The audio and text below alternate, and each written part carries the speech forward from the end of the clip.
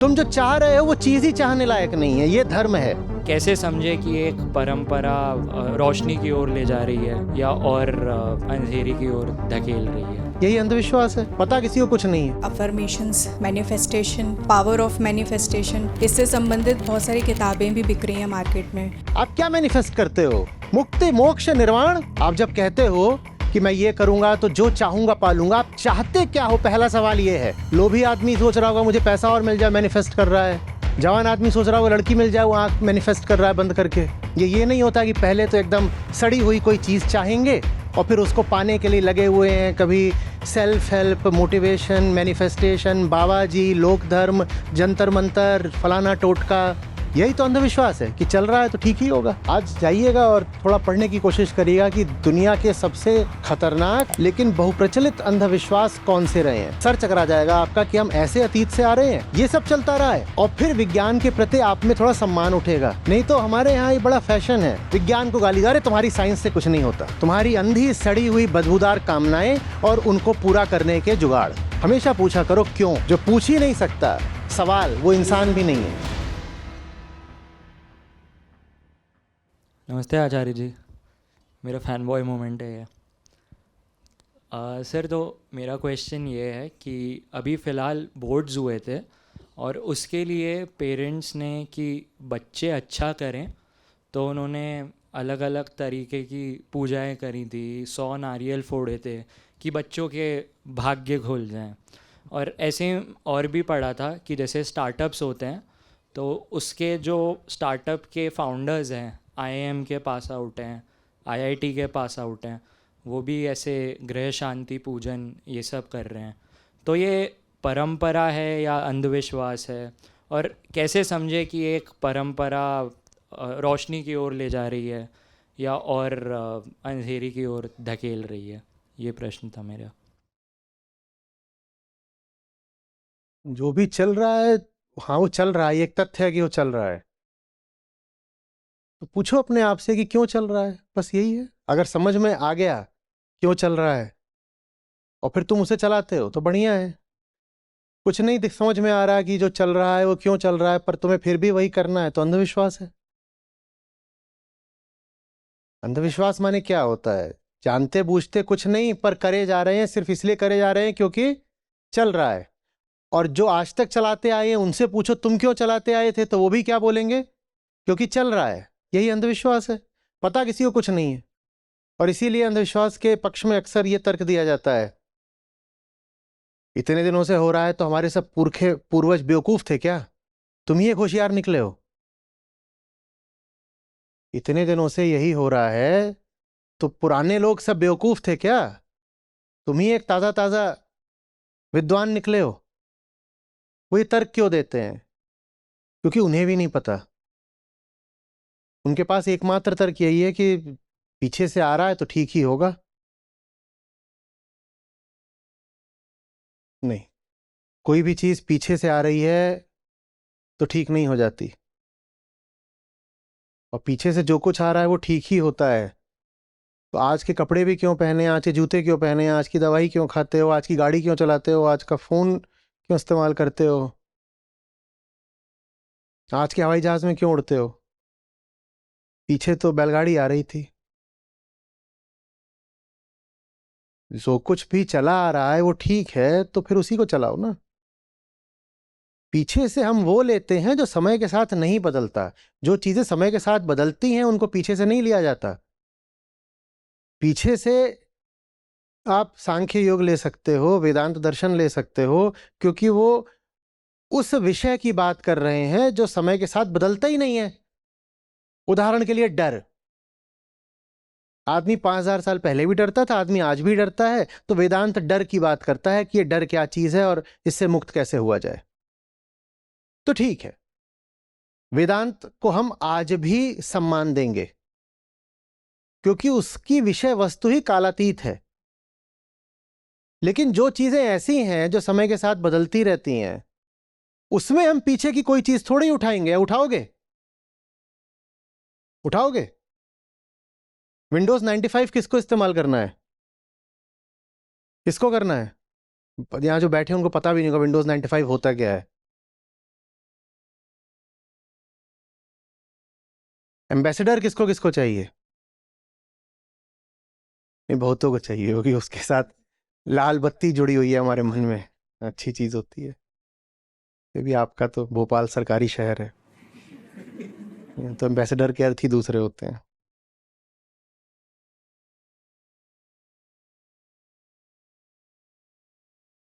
पीछे से सिर्फ वो लेना है जो कभी पीछे नहीं छूट सकता।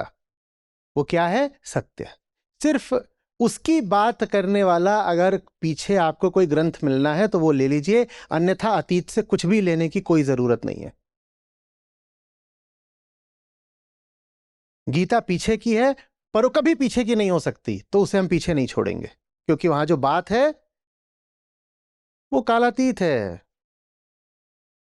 गीता बात करती है कामना की, कि इंसान कामना में कैसे मदहोश होकर चलता है। कामना पहले भी थी, कामना आज भी है, कामना 500 साल बाद भी होगी, तो गीता कभी पुरानी नहीं पड़ सकती।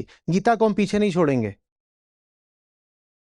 पर आप बोलो नहीं, मुझे स्नीकर्स की जगह खड़ाऊ पहनना है, तो नहीं साहब, ये तो आप सब पीछे ही पीछे छोड़ना है तो वैक्सीन क्यों लगवाते हो? कोविड वाली वैक्सीन की बात नहीं कर रहा हूं मैं। Tetanus, small pox, diarrhoea, diphtheria, ये सब क्यों करवाते हो? बच्चे को टीका क्यों लगवाते हो? पहले तो नहीं लगते थे। और पुराना सब कुछ अच्छा है, इसके पक्ष में बड़ा एक अशिक्षित सा तर्क ये दिया जाता है, पुराने लोग 8-8 फीट के होते थे और पुराने लोग बहुत लंबा जीते थे। थोड़ा जाकर के रिसर्च करो, डेटा निकाल लो कि पहले औसत आय कितनी थी, औसत उम्र कितनी थी, सब पता चल जाएगा। विश्व की आबादी लगभग 5000 सालों तक बढ़ी ही नहीं, क्योंकि लोग जीते ही नहीं थे। यह हालत थी पहले। अभी गूगल करिए और हिस्टोरिकल कर्व निकालिए वर्ल्ड पॉपुलेशन का, आप पाओगे वो लगभग चपटा है। सारी आबादी बढ़ी है पिछले 100 सालों में, और इसलिए बढ़ी है क्योंकि मेडिकल साइंस आ गई, तो हमने जीना शुरू कर दिया। नहीं तो विश्व की आबादी ऐसे थी। और वो बीमारियां होती थी जिनका नाम वो आपके सामने लो तो आप बोलते हो ये बीमारी तो आउट ऑफ फैशन है। प्लेग, पोलियो, इनसे मरते थे लोग। हैजा, टीबी, आज कौन हैजा टीबी से मर रहा है? आज कौन प्लेग से मर रहा है? पर ब्लैक प्लेग ने यूरोप की 1/3 से ज्यादा आबादी साफ कर दी थी। तो दुनिया की पॉपुलेशन का जो आप कर्व देखेंगे ना, उसमें ब्लैक प्लेग के समय पर आपको एक डिप दिखाई देगा। वो इसलिए क्योंकि यूरोप साफ हो गया था पूरा। वो प्लेग जिससे आज कोई नहीं मरता, तो बताओ सब अच्छा ही अच्छा था पीछे? बोलो, पीछे आप क्यों सुनते थे? आप पुराने लोगों को सुने फलाने के 8 भाई बहन हैं, ऐसे ही सुनाई पड़ता था ना। इतने बच्चे क्यों होते थे? थोड़ा दिमाग लगाया करो, पीछे तो सब अच्छा ही अच्छा था।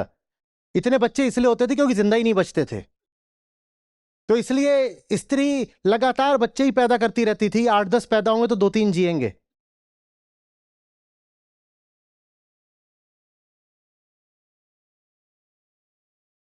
समझ में आ रही बात? ये अच्छा ही अच्छा नहीं था और बुरा भी नहीं था। सब बुरा ही बुरा होता तो हमें विज्ञान, गणित, नाट्यशास्त्र, दर्शन, साहित्य, इन सब के, और इतने आपको अच्छे भवन मिलते हैं, मंदिर मिलते हैं, शिल्प कला के इतने उत्कृष्ट आपको नमूने मिलते हैं, ये सब कहां से मिल जाते? तो पीछे न सब कुछ अच्छा अच्छा था और न ही सब कुछ बुरा बुरा था। अच्छाई बुराई हर काल में होती है, अच्छे और बुरे लोग हर समय होते हैं। आज भी दुनिया में सब लोग बुरे ही बुरे हैं? नहीं, सब अच्छे ही अच्छे हैं? नहीं। तो जो काम का है वो अतीत से लेंगे। फालतू इसलिए कि पीछे चल रहा था तो आज भी चलाना है, ये नहीं करेंगे।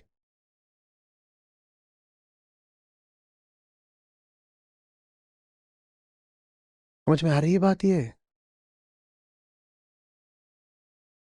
पुराने लोगों के दांत बहुत मजबूत होते थे। आज होता है ना, किसी को चश्मा लग जाए तुरंत बोलेंगे ये क्या है, तो कुछ भी नहीं है। हमारे दादाजी तो 125 साल तक बिना चश्मे के पढ़ते थे। वो इसलिए पढ़ लेते थे कि उन्हें पढ़ना आता ही नहीं था।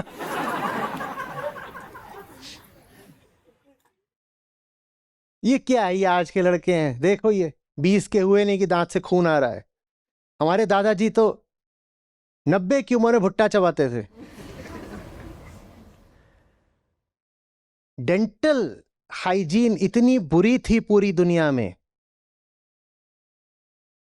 फ्रांस का राजा था लुई 14वां, 40 की उम्र में उसने शादी करी, कोई रही होगी दूसरी चौथी शादी, उस वक्त उसके एक दांत बचा था, एक दांत।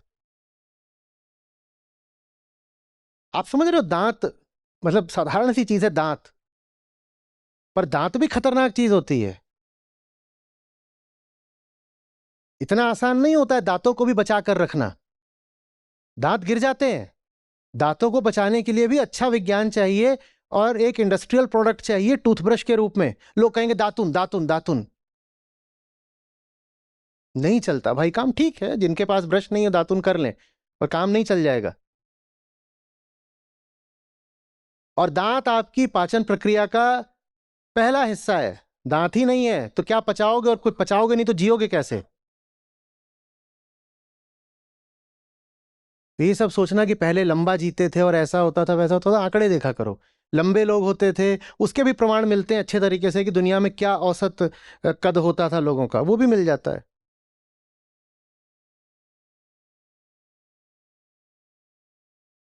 वो नहाता भी नहीं था जिसकी बात कर रहे हैं, क्योंकि परंपरा थी कि नहाने से पोर खुल जाते हैं, उसमें फिर कीड़े घुस जाते हैं, सूक्ष्म कीड़े, और ये सूक्ष्म कीड़े घुस के यहाँ दिमाग में आ जाते हैं और आदमी पागल हो जाता है। ये भारतीय नहीं, ये फ्रांसीसी परंपरा है, पर ऐसी हर जगह थी। यही तो अंधविश्वास है कि चल रहा है तो ठीक ही होगा। लोगों को नहीं पता था कि बीमारियां क्यों हो रही हैं, और यह भी था कि औरतें पढ़ेंगी लिखेंगी नहीं, जब पढ़ेंगी लिखेंगी नहीं तो वो बहुत काम की भी नहीं होती थी, विशेषकर जब पति मर जाए। जब तक पति जिंदा है तब तक तो पति के काम किए हैं। अब वो पढ़ी लिखी भी नहीं है, पति भी मर गया है, वो अकेली पड़ी हुई है, और बीमारियां फैल रही हैं गांव में, पता भी नहीं बीमारियां क्यों फैल रही हैं। तो अच्छा मौका मिल गया, बोले सारी बीमारियां ना ये डायन इसी वजह से फैल रही हैं, इसको जला दो जिंदा। क्योंकि वैसे भी वो किसी काम की तो थी नहीं, तो उसको जिंदा ही जला दो। जो सब कुछ होता रहा है वो अच्छा ही नहीं है।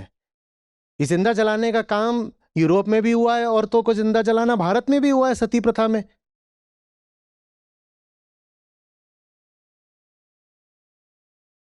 और इसमें अभी मैंने जातिवाद का तो नाम भी नहीं लिया है, कि जब आप समाज के एक बहुत बड़े तबके को शिक्षा, सम्मान, जीवन की मूल गरिमा से ही वंचित कर देते हो, वो भी तो परंपरा के नाम पे ही चल रहा था ना। हमेशा पूछा करो क्यों क्यों। जो पूछ ही नहीं सकता सवाल, वो इंसान भी नहीं है। आपको इंसान ही बनाती है आपकी जिज्ञासा। आज जाइएगा और थोड़ा पढ़ने की कोशिश करिएगा कि दुनिया के सबसे खतरनाक लेकिन बहुप्रचलित अंधविश्वास कौन से रहे हैं। सर चकरा जाएगा आपका कि हम ऐसे अतीत से आ रहे हैं, ये सब चलता रहा है। और फिर विज्ञान के प्रति आप में थोड़ा सम्मान उठेगा। नहीं तो हमारे यहां ये बड़ा फैशन है, विज्ञान को गाली, अरे तुम्हारी साइंस से कुछ नहीं होता। नहीं, साइंस से कुछ नहीं होता, सब कुछ तो तुम साइंस की ही बदौलत पाए हो। एक एक सांस तुम्हारी साइंस से ही चल रही है।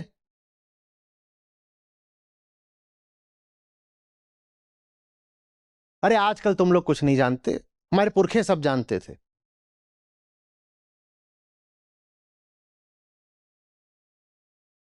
पुरखों में जो श्रेष्ठ थे, जो अग्रणी थे, हम उनको नमन करते हैं, और उन्होंने हमें जो प्रेम के तोहफे दिए हैं उनके उपहार को हम सर झुकाकर स्वीकार करते हैं और सदा आभारी रहेंगे उनके।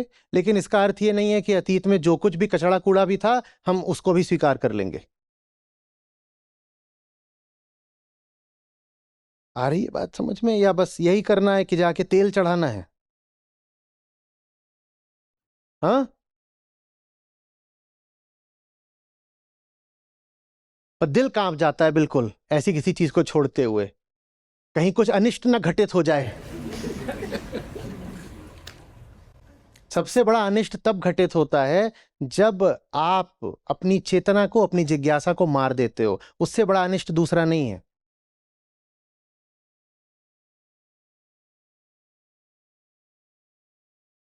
आचार्य जी प्रणाम।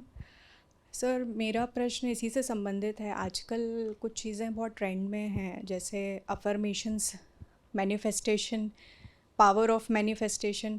इससे संबंधित बहुत सारी किताबें भी बिक रही हैं मार्केट में। मैनिफेस्टेशन टेक्निक्स, इवन बहुत सारे ट्रेनर्स भी अवेलेबल हैं जो आपको इस चीज़ में गाइड करेंगे।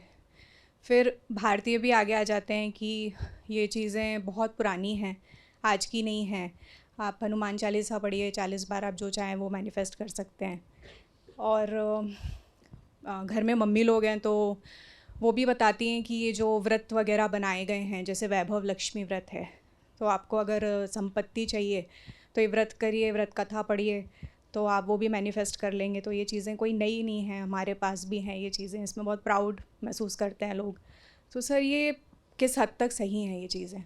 बहुत ज़्यादा ट्रेंड में हैं, एंड इवन बड़े बड़े सेलिब्रिटीज़ वो भी इसको प्रमोट कर रहे हैं।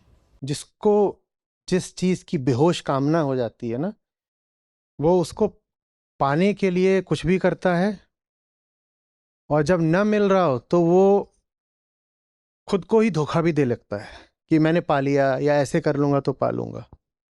मूल में बेहोश कामना है। मुझे कुछ चाहिए, मुझे कुछ चाहिए, मुझे कुछ चाहिए। उसके लिए खूब हाथ पांव मारे। अब हाथ पांव मारने में भी मिलेगा या नहीं, ये भी संयोग की बात होती है, और श्रम भी लगता है। संसार में भी अगर आपको कोई मटेरियल चीज़ भी चाहिए तो उसको पाने के लिए भी मेहनत लगती है। तो संभावना होती है कि नहीं मिलेगा। जब नहीं मिलेगा तो आदमी अपनी कामना की बेहोशी में कहता है ठीक है, मैं कोई जुगाड़ करता हूं, उससे मिल जाए, क्या पता। ये सब वही है, ये सब वही है और कुछ नहीं है। मैनिफेस्टेशन और ये सब क्या है? तुम किस चीज़ को मैनिफेस्ट कर रहे हो? अपनी अंधी कामना को ही तो मैनिफेस्ट कर रहे हो ना। और धर्म है तुम्हें निष्कामना सिखाने के लिए। धर्म है तुम्हें निष्कामना सिखाने के लिए। आप क्या मैनिफेस्ट करते हो? मुक्ति, मोक्ष, निर्वाण। आप जब कहते हो कि मैं ये करूंगा तो जो चाहूंगा पालूंगा, आप चाहते क्या हो? पहला सवाल ये है, क्या चाहते हो? लोभी आदमी सोच रहा होगा मुझे पैसा और मिल जाए, मैनिफेस्ट कर रहा है। जवान आदमी सोच रहा होगा लड़की मिल जाए, वो आंख मैनिफेस्ट कर रहा है बंद करके। यही तो चाहते हो। और ये सब जब मिलता नहीं तो खुद को ही धोखा देते हो कि फलाना मैं यंत्र लगा दूंगा तो मिल जाएगा, ऐसे मिल जाएगा।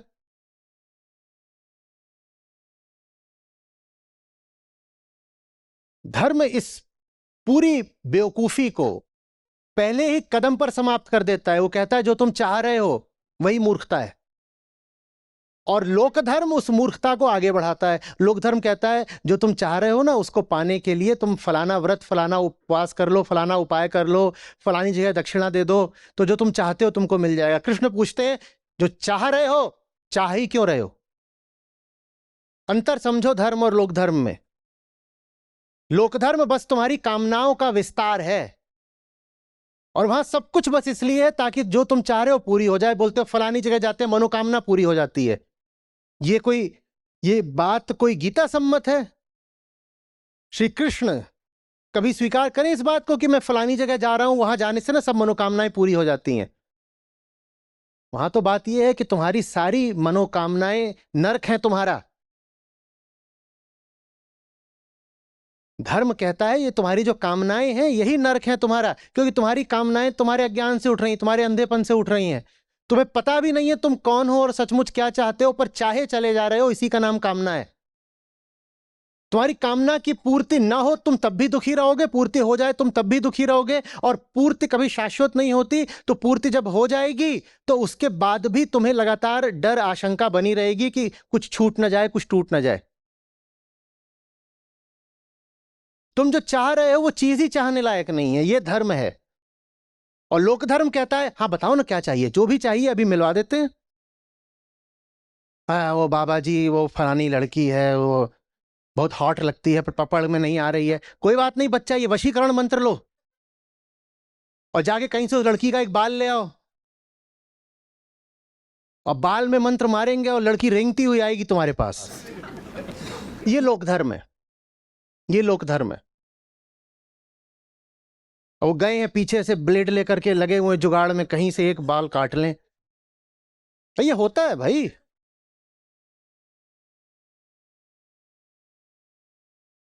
उसका कंघा चुरा रहे हैं कि इसमें बाल। रात में चोरी हुई थी, चोर और कुछ नहीं ले गया, बस कंघा ले गया है।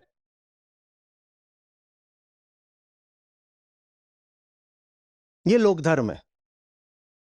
तुम्हारी अंधी सड़ी हुई बदबूदार कामनाएं और उनको पूरा करने के जुगाड़। फलाना मंत्र मारो तो पुत्र रत्न की प्राप्ति हो जाएगी। चाहिए क्यों? चाहिए क्यों? हाँ। जो चीजें तुम मांगा करते हो मांगने लायक हैं भी, और जाके खड़े हो जाते हैं। हम अपने देवालयों को भी दूषित करते हैं। वहां जाकर घंटा बजा रहे हैं और कह रहे हैं ऐसा कर दो कि घूस और मिलने लगे, पोस्टिंग नहीं हो रही ठीक। तुम ये चीज मांगने गए हो एक पवित्र स्थल पर, तुम्हें शर्म नहीं आती? मनोकामनाएं जो पूरी करे उसको धर्म बोलते हैं क्या? धर्म के नाम पर कुछ और ही चल रहा है। और वही जो पहले से चलता आ रहा है उसी का एक मॉडर्न रूप है ये सब। मैनिफेस्टेशन और क्या बोला आपने? एफर्मेशन, वो सब वही है। किस चीज का एफर्मेशन कर रहे हो? शराबी एफर्म क्या करेगा? हाँ, वो बार बार एफर्म करेगा। नहीं समझ में, छोड़ो।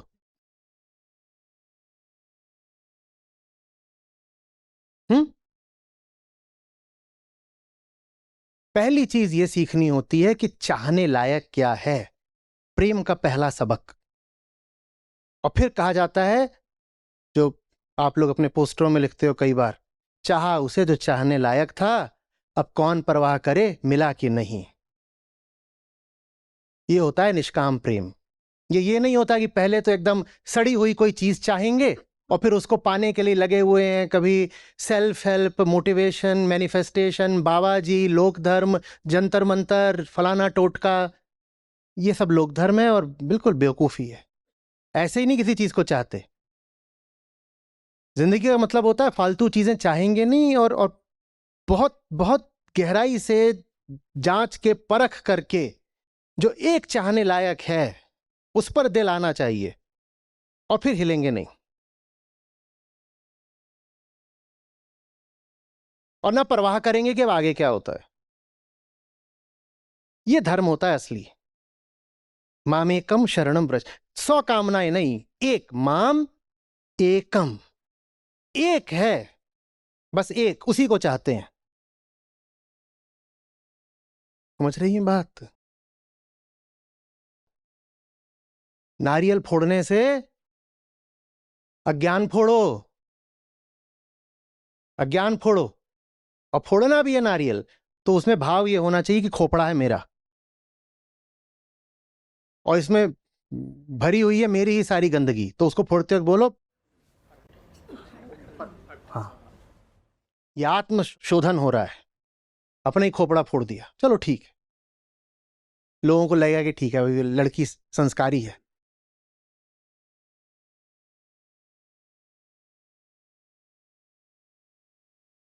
सभी को नमस्कार। मेरा आकांक्षा आकांक्षा महाजन है और मैं एक शिक्षिका हूँ। आचार्य जी के साथ मैं 3 साल पहले जुड़ी। उससे पहले उनको YouTube पर सुना करती थी, पर जब मेरी शादी हुई तो उसके बाद जीवन में एक बहुत बड़ा बदलाव आया। शादी से पहले हमेशा से एक फ्री बर्ड की तरह जी, कि कभी कोई रेस्ट्रिक्शन नहीं, कुछ नहीं। शादी के बाद लगा कि जीवन बदल गया। उस टाइम पर जब आचार्य जी जीवन में आए तो मुझे क्लैरिटी मिली। मुझे सच में समझ में आया कि प्रेम का मतलब क्या होता है, असली रिश्ते होते क्या है, असली रिश्तों की बुनियाद क्या होनी चाहिए। मैं सोचती थी कि मैं बहुत एक स्पिरिचुअल इंसान हूँ, लेकिन सत्रों से जुड़ने के बाद मुझे पता चला कि स्पिरिचुअलिटी का असली मतलब क्या होता है। सब सवालों के जवाब मुझे सत्रों से जुड़ने के बाद मिले।